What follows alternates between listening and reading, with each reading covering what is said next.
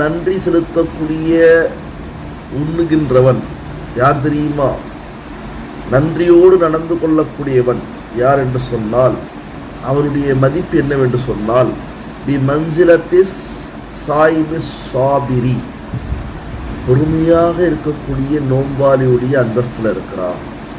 ஷாக்கிர் என்று சொன்னால் நன்றி செலுத்தக்கூடியவன். அத்தாயிம் என்று சொன்னால் அவனுக்கு கொடுக்கப்பட்ட வெகுமதிகளுக்கு, நியமத்துக்களுக்கு, ரிசுக்குகளுக்கு, அவனுக்கு கொடுக்கப்பட்ட பாக்கியங்களுக்கு நன்றி செலுத்தக்கூடியவன்.